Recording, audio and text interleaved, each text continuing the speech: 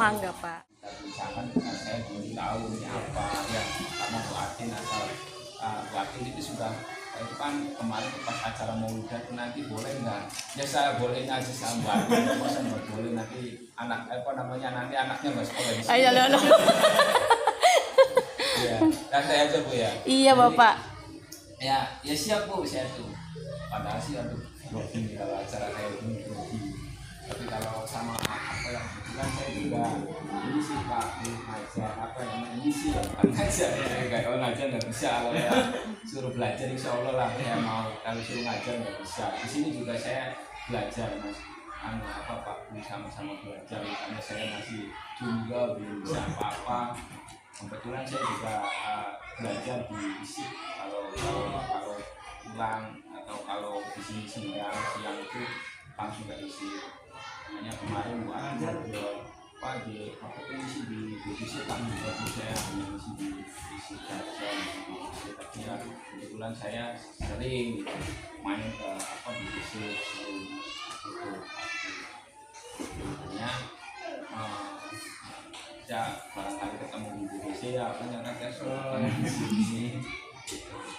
Ya, berarti ini semester 3.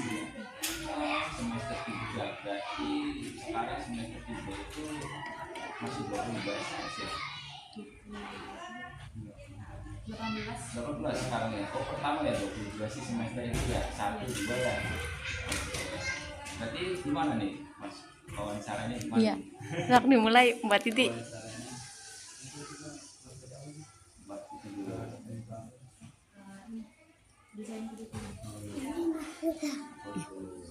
Kami dari Bapak dosen pengambil disuruh untuk mewawancarai dari berbagai mungkin semua mahasiswa S3 itu tentang desain struktur karena kan beliau tuh tempatnya desain struktur jadi di tugas akhir semester satu karena Indonesia itu bukan hanya tulis tapi juga ada proyek. Untuk proyek itu kami disuruh untuk mewawancarai guru PAI di sekolahnya dimanapun di sekolah baik SD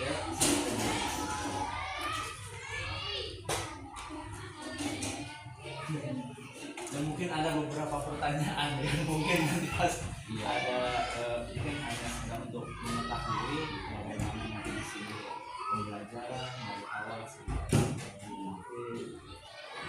sama waktu. Mungkin untuk yang pertama itu di situ perencanaan dan tujuan pembelajaran di sekolah ini bagaimana? Kalau perencanaan pembelajaran di sini kami biasanya itu menggunakan modul pembelajaran sesuai dengan apa namanya peraturan pemerintah kalau menyebut harus kita itu membuat modul pembelajaran. Adapun kalau dulu kan masih menggunakan SPP, ya, tapi tetap dalam modul pembelajaran itu masih isinya sama seperti SPP. Namun ada bedanya kalau di dalam modul itu lebih pada lokal. Adapun untuk teknis pembelajarannya sih hanya nanti bisa dipadukan dengan kondisi dan situasi. Tapi tetap tujuan pembelajaran itu baik audiens apa namanya behavior, condition, kemudian itu harus tetap tercapai. Adapun waktu kurikulum sebelumnya itu masih menggunakan kurikulum revisi 2013. Nah kalau sekarang itu dari mulai tahun 2022 itu dari mulai kelas 1 sampai kelas 6 itu sudah menggunakan kurikulum lembaga belajar. Sudah semuanya. Alhamdulillah untuk rencana pembelajaran itu sudah sangat sederhana. Yang dulunya itu beratnya sudah sampai 1 kilo hitungnya bubar apa namanya semester. Sekarang alhamdulillah tuh itu cuma berapa 1 lembar itu berkat apa namanya kontribusi kontribusi atau ide gagasan dari Bapak Menteri Nadiem Makarim. Itu cukup dengan satu, yaitu tentang apa namanya tujuan pembelajarannya apa, kemudian yang kedua materi pembelajarannya di mana, yang ketiga tentang asesmennya itu seperti apa, gitu Pak.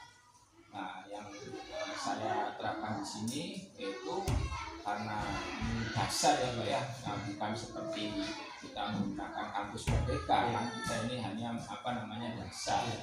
Nah, mungkin kalau apa namanya trik dari Pak Menteri mungkin pengennya itu kita itu bebas kita belajar, tetapi yang namanya siswa SD ya Bu, sebenarnya ada yang belajar, ada yang enggak, bahkan ada gurunya saja itu kadang-kadang tidak belajar gitu loh Pak, karena ini siswa SD.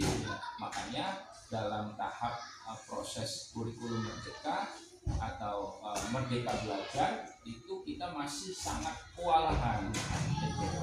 Maka kami di sini masih kadang-kadang menggunakan cara lama, itu cara apa ya namanya itu dalam metode pembelajaran itu ada tahap kalau zaman dulu sih itu masih tahap mengikuti itu apa ya kayak kalau di pondok pesantren itu apa namanya ada wetonan, ada bandang sorogan dan macam-macam itu loh.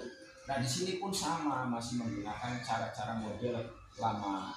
Nah, cara model barunya karena letak apa namanya di sini dalam sarana prasarana itu infokus itu masih belum maksimal. Kalau ada memang ada, tapi masih belum maksimal. Kalau misalkan tiap kelas itu menggunakan infokus, ya maka itu sudah maksimal.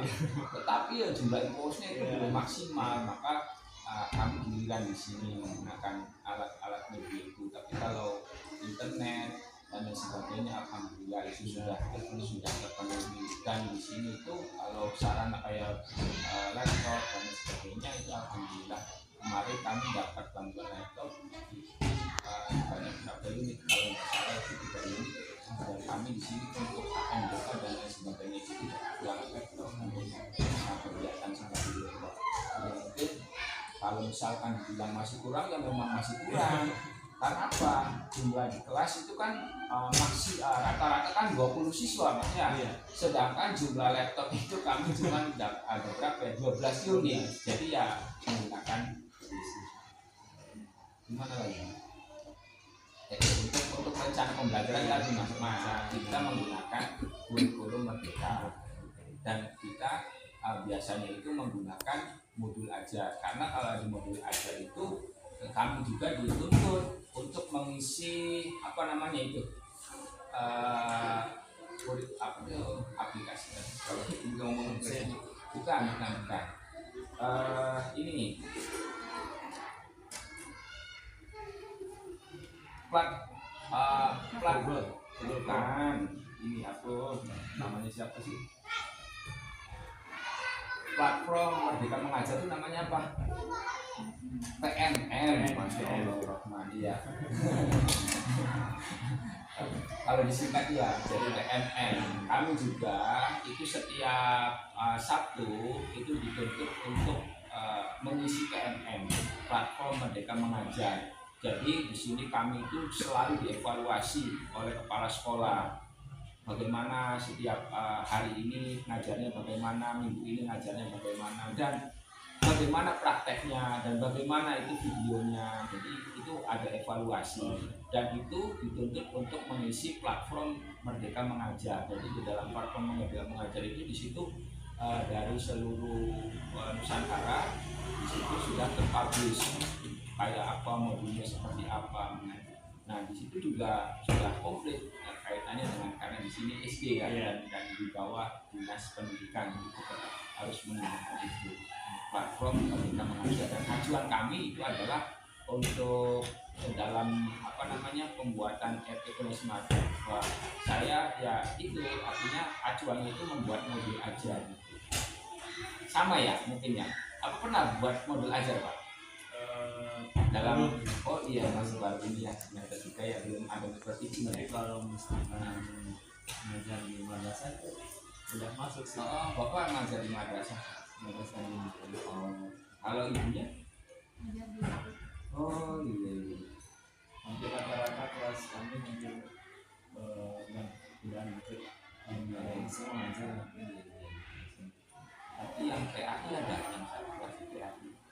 juga semua tuh KAI semua. KAI semua. Ada berapa mahasiswa? Satu kelas 30 orang. Ini cukup belum untuk mengenai perencanaan? Kalau untuk itu cukup Pak, jelas padat dan sangat indah sekali. Mohon maaf bila mana ada kekeliruan dalam menyampaikannya. Iya.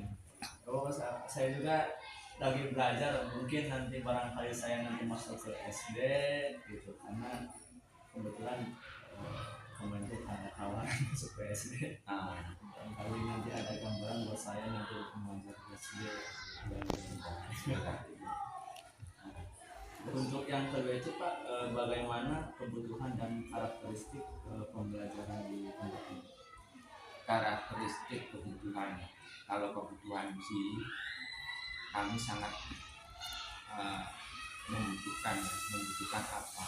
Yang pertama itu yang sangat kami butuhkan adalah dukungan motivasi, baik itu dari warga wali murid di rumah dan warga di sekolah. Kami sangat membutuhkan, karena kalau hanya dunia ibaratkan tanpa ada dukungan wali murid, tanpa ada dukungan masyarakat, kita di sini tidak akan bisa tercapai cita-cita kami, visi dan misi kami itu tidak akan tercapai. Contoh misalkan di bulan ini Maulid, kami pengen melaksanakan acara Maulid tanpa ada dukungan wali siswa, tanpa ada dukungan masyarakat, hal seperti ini tidak akan terlaksana. Ya mungkin ini sudah unik sekali. Makanya yang sangat kami butuhkan itu adalah semangat, support dari wali siswa, kemudian dari masyarakat, dan khususnya itu kami kru atau kami kolega semua guru-guru yang ada di sini, baik dari kepala sekolah, rekan-rekan guru atau penjaga sekolah. Kami sangat butuh gitu loh untuk kebutuhan untuk keamanan, kebutuhan untuk kedisiplinan, terutama kebutuhan untuk kedisiplinan itu Pak. Karena yang namanya siswa SD itu kadang-kadang ya harus lebih dipantau. Jadi kalau misalkan keluar itu harus betul-betul kemana keluarnya, bahkan di dalam kelas pun ya harus dipantau. Itu kebutuhan yang sangat kami sangat membutuhkan utama itu. Selain dari kebutuhan bahkan itu kan kebutuhan dari dukungan ya Pak. Kalau dari segi buku aja, misalkan buku-buku atau misalkan dari guru-guru, apakah kekurangan atau apa gimana? Yang namanya sekolah dasar untuk di lingkungan SDN Bawah itu masih rata-rata bahwa artinya beliau masih karena dulunya mungkin belum terbiasa dengan digital ya. Nah, sekarang kan kita sudah wajib itu menggunakan digitalisasi itu sekarang sudah betul-betul dimaksimalkan.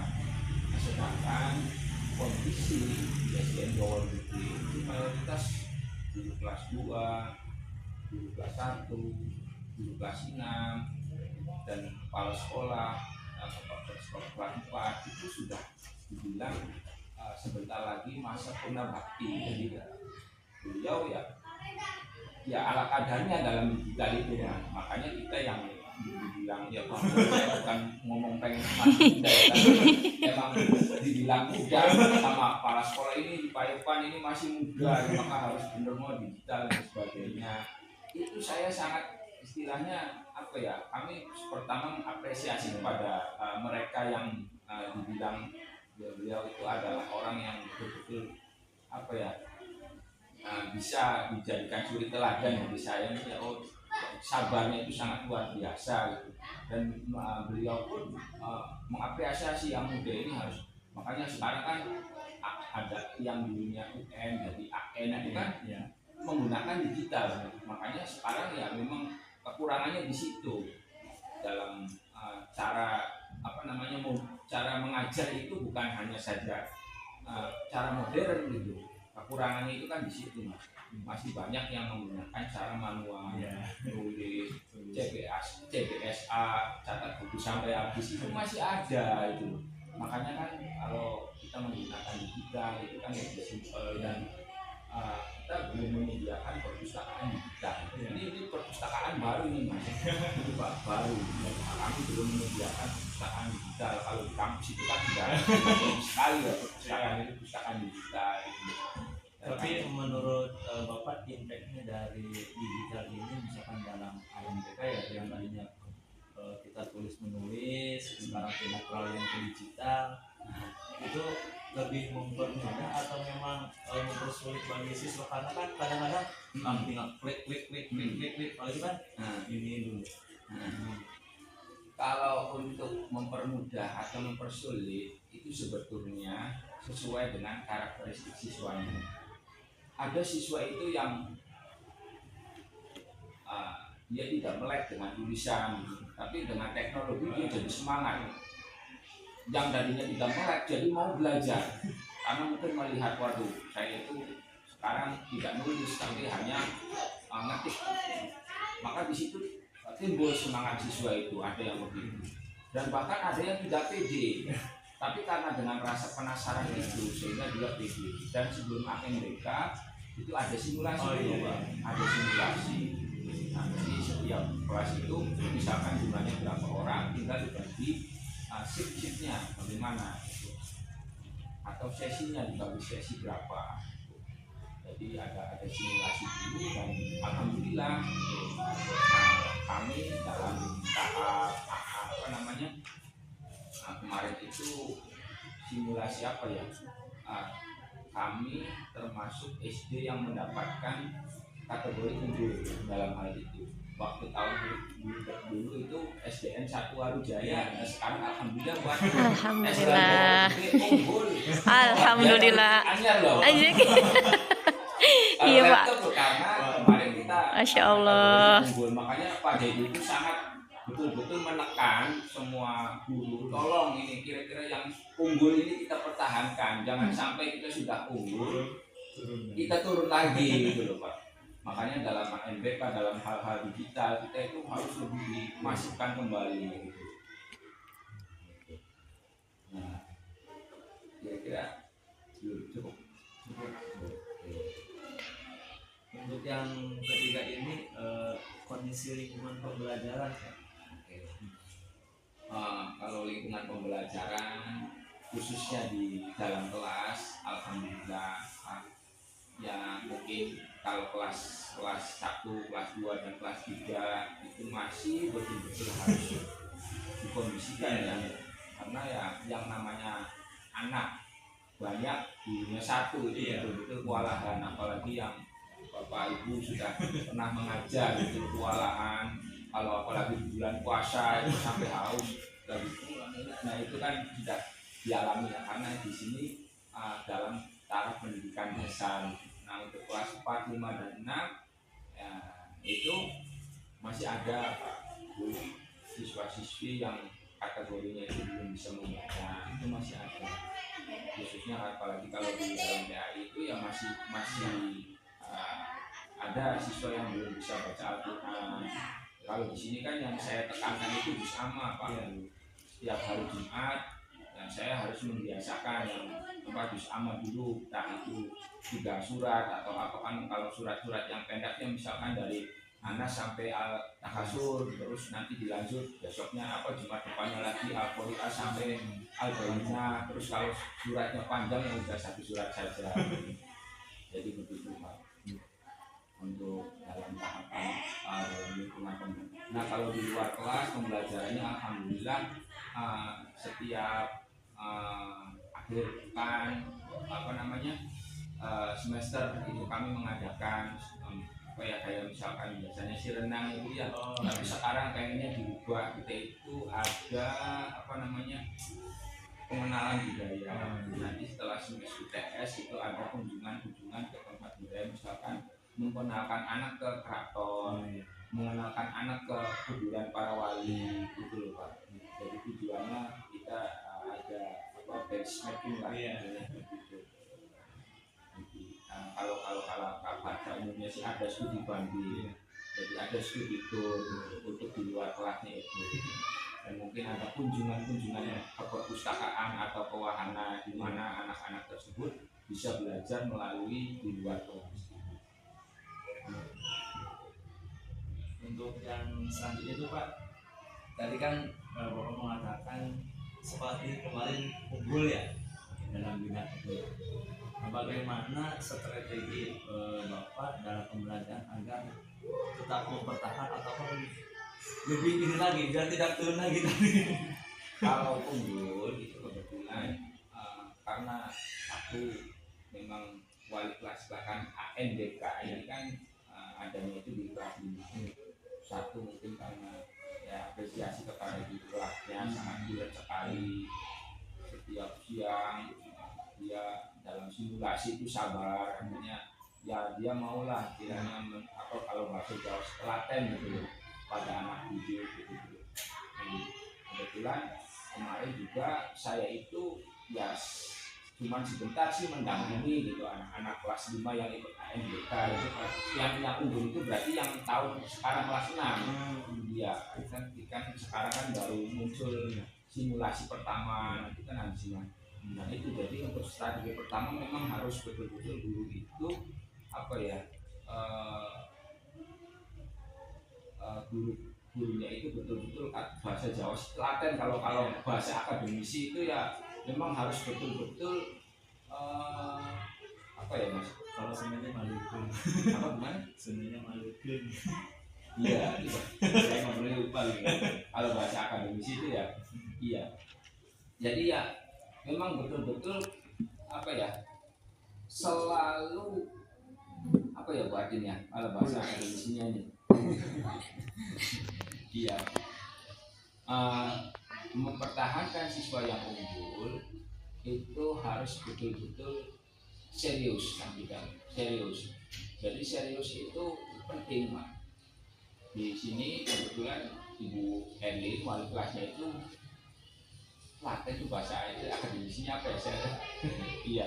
Jadi harus betul-betul komitmen ya, komitmen. Kemudian harus betul-betul konsisten, harus betul-betul apa lagi ya, yang paling itu ya itu telaten tadi, itu telaten itu karena kalau anak itu ya harus telaten gitu. Kalau komitmen konsisten itu bahasa yang orang dewasa. Kalau anak-anak itu susah seperti itu, makanya ya saya kasih bahasa harus telaten kayak itu. Itu namanya anak siswa SD. Nah kemudian untuk strateginya bagaimana, ya kita harus betul-betul dalam anak didik itu kita tidak boleh keras dan tidak boleh manja. Kalau terlalu keras, anak kadang-kadang kayak orang depresi ketika belajar itu, menimbulkan ya rancu lah gitulah. Jadi kalau misalkan kita terlalu manja, anak-anak itu tidak mau disiplin. Jadi ya harus betul-betul kita fleksibel saja gitu, menyesuaikan dengan karakteristik anak.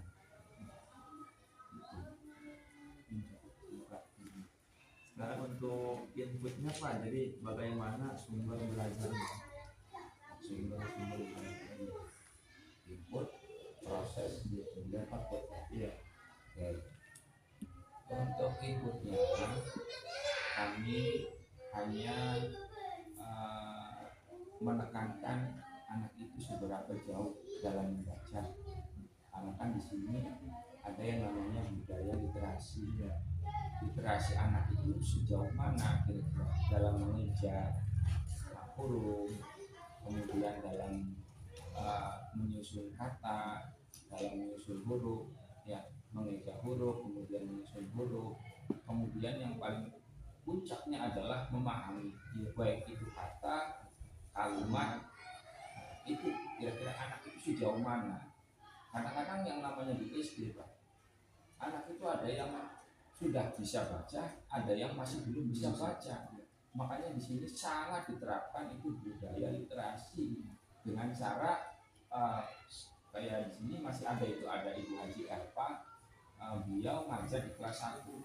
Nah, selesai anak-anak yang sudah bisa baca itu pulang, dia masih tetap telaten anak-anak yang belum bisa sampai siang itu sampai jam 12 masih aja di kelas.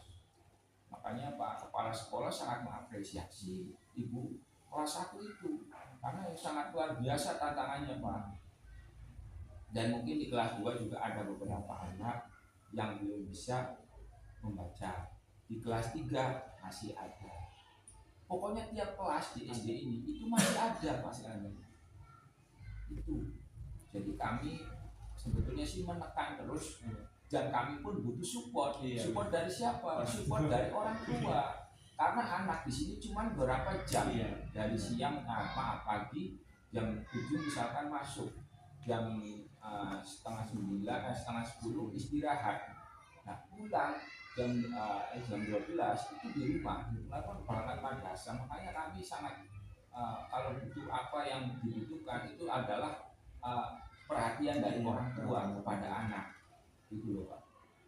Jadi kalau misalkan anak di sini ditekan belajar, kadang-kadang dia itu semangatnya turun. Nah barangkali di rumah semangat lagi, gitu loh Pak. Karena sebaliknya mungkin. Iya, makanya begitu. Nah kami di sini untuk inputnya itu adalah bagaimana supaya anak itu bisa mengerti dengan bacaan dan lebih puncaknya adalah bagaimana anak itu bisa memahami bacaan, bahkan menerapkan aplikasikan bacaan tersebut. Itu. Nah untuk prosesnya ya macam-macam Pak. Ada yang misalkan menggunakan ejaan, ada yang kayak kepala sekolah kalau misalkan beliau lagi senggang waktunya beliau sampai turun gitu. Pak Irfan, anak-anak yang belum bisa baca suruh ke kantor, suruh ke kantor, suruh ngeja anak-anak, suruh nulis satu-satu huruf, begitu itu prosesnya begitu. Tapi yang masih tetap ada anak yang masih belum bisa. Makanya ya ini ya memang harapan kita itu ya anak ke depan masih harus tetap semangat ya walaupun istilahnya keadaannya begitu ya. Kami hanya bisa ikhtiar, kami hanya bisa tawakal ya. Adapun hasilnya bagaimana ya itu. Nah untuk outputnya kira-kira anak kita output ya terakhir. Untuk outputnya itu bagaimana supaya anak itu bisa menciptakan karya itu misalkan karya bacaan itu ya kayak tulisan apa yang dibuat oleh anak itu seperti mahasiswa itu akhirnya kan mau menciptakan skripsi. Ini juga termasuk wawancara. Oh ini tugas ya Pak? Iya Pak. Iya. Gitu. Kira-kira bagaimana? Cukup. Untuk mungkin sarana strategi, sarana prasarana di tempat ini. Alhamdulillah kalau untuk sarana prasarana ini sudah cukup. Ya ada perpustakaan, ada ruang UKS, kemudian ruang kelas ya cukup. Kalau dulu waktu saya SD itu ruang kelas itu kayaknya belum cukup itu. Kelas 1 sama kelas 2 itu digabungin satu kelas. Maksudnya gini, jadi kalau pagi sebelum kelas 2 itu datang, pagi dulu kelas 1 ya. Nah, sampai jam 9 atau setengah 10. Nah, pulang, baru kelas 2 yang masuk. Itu waktu dulu zaman saya SD. Ngalamin Pak. Ngalamin. Nah, kalau sekarang alhamdulillah itu kelas 1, kelas 2 semuanya rata pagi. Pagi jam 7 masuk. Nah, kemudian setengah 9 istirahat. Kemudian jam 9 masuk lagi dan sampai setengah 11 itu harusnya setengah 11. Nah kami di sini alhamdulillah sarana prasarana cukup aman. Kemudian untuk lintasannya juga kan tidak terlalu jalan kota banget ya. Aman. Masih aman, tidak ada kontainer yang keluar masuk nggak ada. Kalau di sana kan masih banyak itu. Mobil jalannya itu masih jalan desa, jadi alhamdulillah masih aman. Dan di sebelahnya juga masih persawahan, perkebunan, jadi udara di sini alhamdulillah Pak masih sangat bagus sekali gitu. Kemudian untuk ini Pak, motivasi keaktifan dari belajar siswa di sini bagaimana? Untuk motivasi saya hanya bisa khususnya dalam karena bidang saya itu pendidikan agama ya, itu kaitannya dengan apa ya, bimbingan rohani itu apa namanya mas?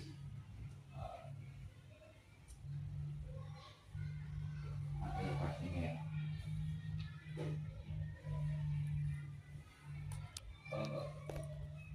Religiusnya itu adalah tiap hari Jumat kita adakan rutinitas kayak zikir dan sholawat. Zikirnya itu ya pertama membaca surat Al-Fatihah, kemudian dilanjut dengan juz amma, kemudian dilanjut dengan zikir, dan terakhirnya itu ditutup dengan marhabannya.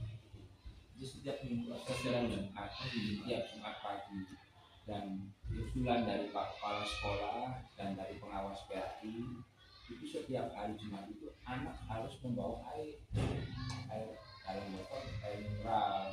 Nah itu adalah sebuah yang namanya juga air yang sehat. Jadi untuk ya motivasi lah istilahnya untuk betul-betul apa namanya,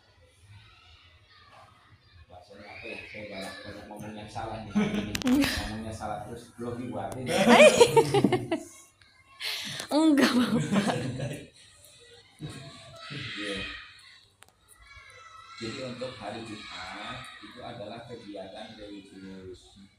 Nah, kegiatan religiusnya apa? Yaitu adalah pembacaan zikir dan sholawat.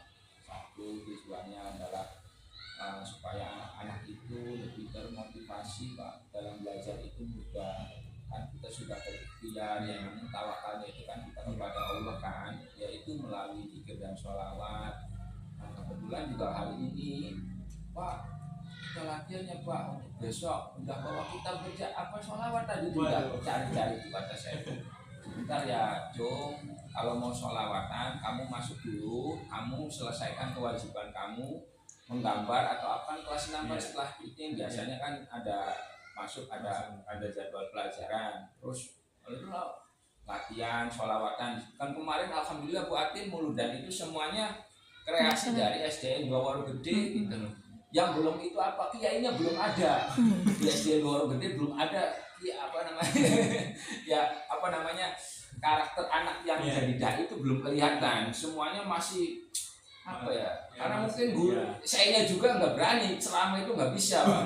Ngomong formal itu nggak bisa, ngomong kaku kalau formal itu iya. Bahkan siswanya juga tuh disuruh pidato apa tuh susah, ada yang mau belajar dari dai, oh nggak apa Pak saya malu, udah demam dulu. Waktu kemarin aja tampil di Warung Kawung itu lucu Pak, ini sih ngobrol biasa. Ketika tampil itu bawa rebana itu sampai jatuh alatnya itu loh, karena mungkin saking groginya anak. Makanya saya biasakan anak itu ya kalau misalkan ada kegiatan apa tak itu dari meja, tapi saya bikin panggung supaya anak gak demam panggung kayak gurunya aja. Iya itu loh Pak. Jadi untuk fasilitas, untuk motivasi itu harus perlu pembiasaan. Ya itu salah satunya. Jadi memang guru harus betul-betul telaten lah bahasanya itu, kebutuhan anak dan untuk masa depan anak itu, walaupun anak nggak minta tapi kira-kira guru mengerti Bu anak itu nanti ke depan itu akan menjadi generasi penerus. Nah kita hanya misalkan ngomong suka salah, bagaimana anak supaya tidak salah, bagaimana anak supaya tidak canggung dalam berbicara, itu kan harus dipersiapkan mentalnya. Waktu pernah lagi Pak, waktu calis tuh, padahal dalam kelas anak itu jago, anaknya Pak Polisi Pak Bu Vina, nah, jago, dalam kelas itu ranking 1 Pak, nulis baca itu udah bagus banget. Cuman kalau dalam tulisannya memang masih kurang halus ya. Nah diikut sertakan dalam peserta calis itu kalau nggak salah itu di SDN 1 Kejuden. Udah nyampe sana, masuk ayo diantar masuk. Selang beberapa menit kemudian kata guru yang jadi apa namanya Pengawas. panitia itu langsung keluar, bapak itu anaknya nangis. Oh belum udah nangis. Kenapa? Mama pak, pokoknya saya mau pulang. Loh, kamu belum tampil loh. Mama pokoknya saya mau pulang. Itu padahal di kelasnya jago ranking pertama, udah pinter udah. Saya ngambil wali kelas itu mungkin anak mentalnya itu belum siap. Pak ya saya disayangkan, Bapak kan tahu sendiri kan dia kalau belajar kayak apa itu Bu. Dia memang perangkat apa namanya hebat, peringkat di dalam kelasnya. Tapi kenapa begini? Makanya itu ya cerminan untuk saya sendiri. Oh jadi anak tuh ya kadang begini juga gitu loh. Kadang kala dalam kandangnya udah luar biasa, ketika luar kandang, masya Allah gitu. Makanya pengalaman di luar itu memang Makanya saya sering, ayo kita belajar di luar, kita belajar apa supaya anak itu terbiasa Pak. Itu untuk apa namanya tadi. Berarti di sini mungkin mayoritas anak itu baik anak maupun guru sangat berperan aktif ya Pak dalam pembelajaran di tempat ini. Tadi Bapak sampaikan tadi dari mulai gurunya demo kelas 1 sampai kelas 6, baru itu ada yang masih awam dalam digital sisi, kemudian dibantu oleh yang itu sangat luar biasa Pak menurut saya Bapak. Jadi kalau menurut anak muda mas apa sih perpaduan antara tua dan muda, kolaborasi memang itu sangat dibutuhkan Pak, sangat dibutuhkan karena apa? Karena di zaman sekarang itu ya yang saya alami juga di lapangan itu yaitu apa yang tadi Bapak sampaikan. Kalau yang tua biasanya yaitu sebentar lagi ya mohon maaf ya seperti agak awam dengan bisnis tapi dibantu dengan yang mudanya. Sangat ini sekali, sangat membantu sekali agar mudah dan untuk terakhir Pak, ini mungkin terakhir ya karena mungkin produk belajar tadi mungkin sudah Bapak sampaikan tadi di awal. Untuk nilai akademik bagaimana? Nilai akademik Apakah melihat dari anak dari UTS ataupun ada nilai yang lainnya, misalkan dari yang misalkan dari sendinya ataupun dari olahraganya atau bagaimana, karena kan minat bakat anak berbeda Pak. kalau saya apalagi sekarang udah kelas ya itu ada survei karakter. Jadi dalam penilaian itu anak itu sekarang kita tidak bisa menilai. Kalau memang penilaian sih emangnya kita menggunakan data kualitatif ya Pak ya. Ya standar dari apa nilai agama itu 75. Itu nilai apa itu namanya tuh rata-rata itu 75. Jadi kalau di bawah 75 maka anak tersebut belum tercapai. Akan tetapi saya melihat kalau sisi lain dari karakter, karena penilaian dan asesmen itu harus tidak kita fokuskan kepada bobot nilai kuantitatif, tetapi kualitatifnya juga penting gitu. Karena berangkat pagi dan ketika dalam kelas anak tersebut mengalami kesulitan belajar. Nah, masalah tersebut ini dalam nilai, apakah yang bermasalah itu anak atau siapa? Itu perlu ditimbangkan. Padahal anak lebih disiplin. Dan ada pula anak yang sangat aktif Pak. Anak aktif, dia dalam belajar bisa, tapi dia selalu berangkat siang gitu. Nah ini berarti kenapa ini? Berarti kan dalam karakter, dalam survei karakter itu kan beda. Anak yang sisi lain, anak ini walaupun dalam belajarnya itu susah, tapi dia rajin. Dan ada pula anak yang mudah belajar, tapi dia berangkatnya itu iya. Dan ditanya, kenapa anak kamu berangkatnya siang? Saya kesiangan Pak, kamunya jujur, berarti kesiangan. Gitu. Jadi dalam penilaian kami yang memang kalau yang di era bot itu masih menggunakan nilai kuantitatif. Adapun kalau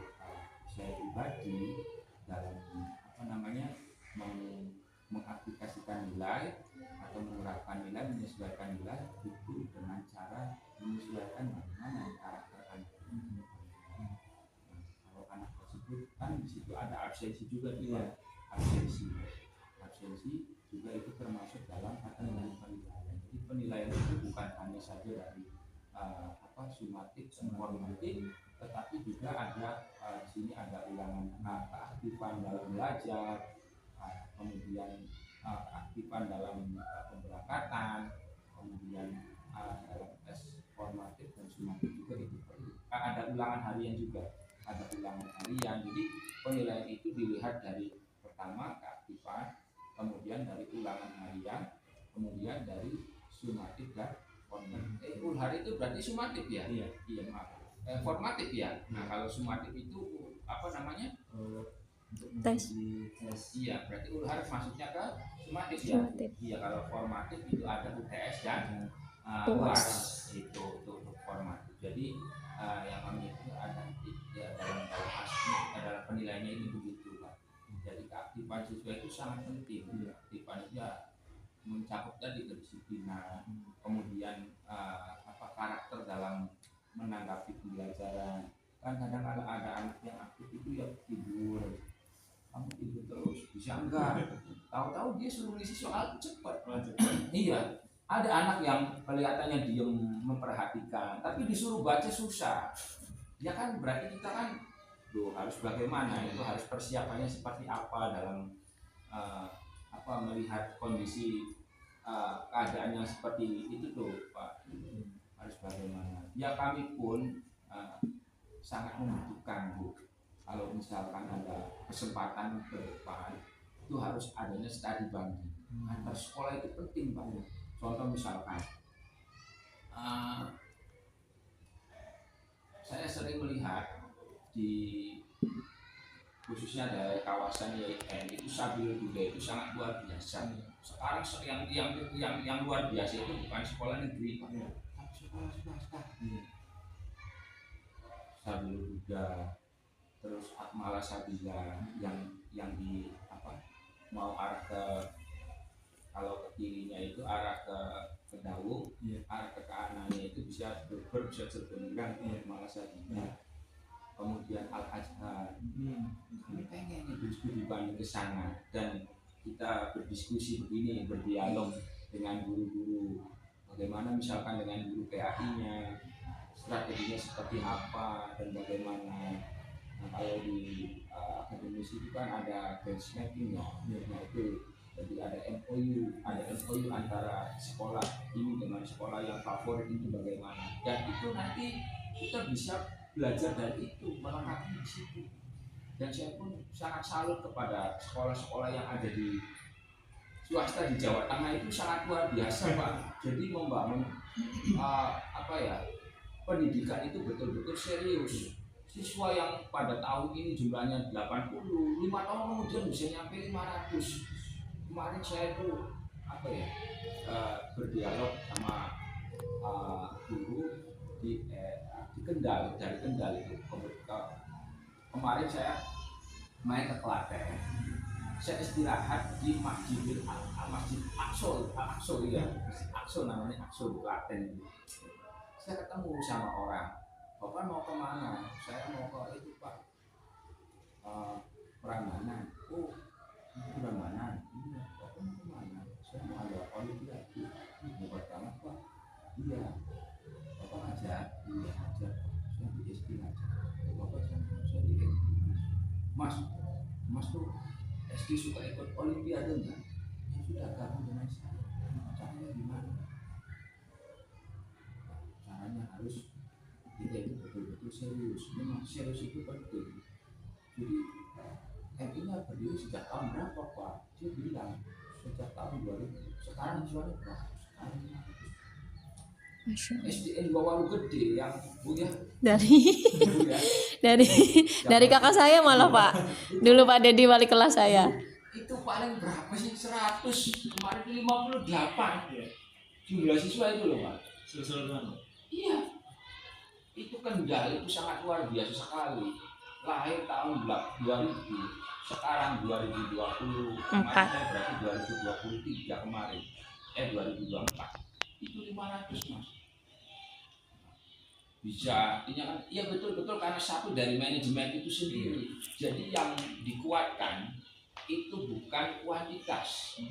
Kalau sekarang kan banyak promo ya dari sekolah itu promo, oh gedungnya mewah, kemudian pembelajarannya banyak, kemudian dari apa namanya tuh sarananya lengkap, itu kan. Nah kalau dia tidak, jadi yang ditingkatkan itu adalah olimpiadenya, prestasinya, yang diangkat itu adalah prestasi, bukan kayak sekarang itu kan banyak ya sekolah yang pemanisnya itu ya ini biayanya murah, bagus dan luar biasa, tapi kan prestasinya nggak ada.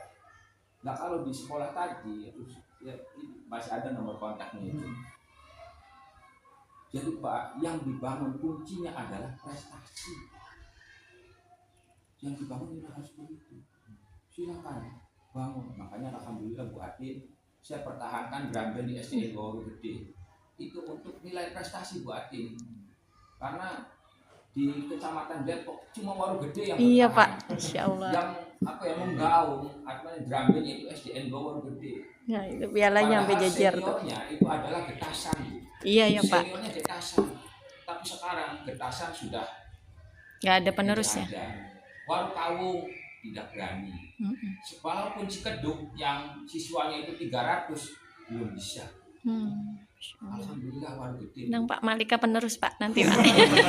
Udah ngomong aja Pak. Bukan promosi. Iya. Udah ngomong aja Pak. Nanti kelas 3 ini mau ikut Dramben sama Pramuka. Iya siap. Bilang sama Pak Irfan. Iya. Makanya saya tuh termotivasi oleh kata-kata Pak itu. Yang Bapak angkat itu jangan bagaimana supaya sekolah itu siswanya banyak, jangan Pak. Tapi bagaimana prestasi anak supaya bisa meningkat. Jadi itu yang perlu dijunjung tinggi, itu adalah prestasinya. Begitu ya Pak. Itu Pak, Bapak lihat itu mobil sekolah Pak, bukan mobil nyewa dari umum, bukan. Rata-rata Bu ya, mobil pengen jalan-jalan nyewa ya Bu ya. Fungsi dewek-dewek Bu. Masya Allah. Bikin Pak minimarket dalam sekolah kan. Itu Pak. Jadi betul sangat luar biasa sekali. Dan kemarin pun saya cerita lagi ini. Saya ke Semarang Pak. Saya di sana studi banding dengan Pak Mudzakkir Ali. Pak Mudzakkir Ali sekarang rektor Universitas Asbar Hasim. Di sana itu sama berdiri sejak tahun 2000, sejak masih Presiden Gus Dur ya 2000. Nah itu Wahid Hasim itu sebetulnya bukan rekom Gus Dur, tetapi dia hanya pengen mencari nama kampusnya itu apa, dan kemudian kata Gus Dur jangan pakai nama agama, jangan pakai nama yang istilahnya baru agama, kita pakai nama yang nasional. Nah, terus ceritanya isinya begitu, terus ketemu dengan nama Wahid Hasim itu bukan rekomnya Gus Dur, tapi rekomnya ulama yang dari Banten, ulama dari Banten. Nah, Wahid Hasim sekarang sudah 25 fakultas Pak, dan punya rumah sakit sendiri. Itu luar biasa sekali. Jadi yang diangkat apa? Lagi-lagi prestasi Pak, bukan apa-apa, itu prestasinya serius. Semua dosen itu bukan ngambil dari luar, tetapi dari dalam. Sama misalkan kayak sekolah di BBC. Nah ketika lulus dikuliahkan lagi. Dari mana uangnya? Itu lewat manajemen. Lagi-lagi prestasi Pak yang dibangun itu sangat luar biasa. Kemarin saya itu saya ingat di Skopje. Jadi luar biasa sekali. Bahkan sasaran mahasiswa bukan hanya saja dari dalam negeri, ada yang dari Tiongkok, ada yang dari Cina. Saya kebetulan gue sendiri mahasiswa yang dari luar itu dihadirkan lupa, itu dari Tiongkok, itu dari Cina, dan bahkan ada yang non muslimnya juga. Yang non muslim ditaruh di mana? Di pondok sama. Gitu loh Pak. Jadi betul-betul sangat luar biasa. Ini tentunya saya sangat melebar karena saya semangat kalau misalkan ada istilahnya sharing tentang bagaimana sih pendidikan itu supaya lebih maju. cepat lebih maju. Ini hanya sharing saja Pak, supaya anak-anak ya kita sama generasi kayak ya buat ini ya. Nggih, Pak. Semoga itu kita semangat gitulah. Ya biar yang sudah tua kita doakan itu semoga beliau jasa-jasanya semuanya ini berkat beliau kita semuanya bisa menjadi generasi penerusnya gitu. Itu. Jadi lagi-lagi yang paling penting itu adalah prestasi. Karena jauhnya walau gede ya cuman ada di Dramben Bu. Iya. Jujur Dramben kemana-mana bisa sampai ke Indramayu. Padahal tawarannya banyak. Satu karena mungkin pelatihnya itu adalah mempunyai komunitas Pak. Mempunyai komunitas olimpiade kayak Dramben. Pokoknya kalau di Sumber itu sudah rutin FBC gitu. Iya. Iya itu sudah rutin. Yang di luar itunya banyak. Dan saya pun buatin padahal sih ya setengah keberatan kalau misalkan Pak J ini anak Drambennya boleh nggak dibuat tanggapan apakah sih Dugawe. aduh berat buatin satu karena mungkin ada yang wali siswa yang istilahnya terlalu memanjakan. Iya. Ya, jadi saya pun nggak berani dan kondisi siswanya juga ada yang lemah gitu kan kalau misalkan rutenya terlalu panjang Jauh. sakit. Tapi pada ini sih saya istilahnya mempertahankan Dramben supaya anak itu lebih suka betah di sekolah. Iya, Pak. Jadi ada kejadian Pak, kelas 6 itu sampai orang tuanya ngejujuk ke sini. Wali kelasnya nanya ke saya, Pak Irfan, Arta itu setiap hari ini dia nggak masuk karena takut sama Pak Irfan ya. Kok takut sama saya nggak nakut-nakutin Pak. Jujur, iya saya jujur. Kalau Bapak ngomong saya nakut-nakutin, setiap hari Kamis dia selalu duduk dengan saya latihan hadro. Jumat dia sholawatan duduk dekat saya, nabu beduk ya gitu. Setiap hari Sabtu dia selalu dengan saya apa? Latihan Dramben Pak. Jadi takutnya di mana kata saya. Iya. Tuh orang tuanya datang. Orang tuanya Pak, Arta itu berangkat loh dari rumahnya. Ibu masuk sendiri ke kelas. Mana ada enggak anaknya ibu? Lah ada Bu, Pak Jini kelas bokewannya Bu. Loh, saya tuh. Ya apapun kan. Jadi ini pelajaran Pak. Anak itu malas belajar, tapi dia suka dengan musik kata saya tuh. Sini itu. Sok Bapak kita ini Kiki dina kemis mangkat beli makan. Pelajarannya siapa? Pelajarannya kula aja kula itu. Dia bilang kamu di Pak Irfan. Ini. Itu Pak. Jadi betul-betul kita itu harus ya luwes anak itu. Jadi anak ketika tidak suka, kita cari kelemahan anak itu supaya suka itu apa ya? Yang diminati, yang disukai anak itu apa? Itu Pak. Ya saya pun belum bisa maksimal apa ya namanya ya menciptakan strategi belajar mengajar yang bagus itu seperti apa. Saya masih belum ketemu Pak, karena yang namanya anak itu bukan satu di sekolah itu banyak gitu. Dan seleranya itu beda-beda. Ya kan kalau misalkan Bu Atin di rumah ada 5 anak, seleranya satu telur, satu ini kan pusing gitu tuh. Aduh, cuman ada bahannya telur ini gimana ini caranya kan pusing. Nah di sini anak itu harus dilayani semua. Sementara kitanya cuma satu, bahwa pendidikan agama. Jadi strategi apa, model belajar apa yang sangat diminati itu. Makanya saya satu prinsipnya ya, cuma bisa tawakal aja Pak. Gitu. Dan bagaimana supaya anak itu betah di sekolah udah itu aja. Iya, Pak. Gitu Pak. Mungkin itu saja Pak untuk sesi wawancara kali ini. Terima kasih untuk waktunya dan berbagi ilmunya. Ini pengalaman buat saya ya. Saya juga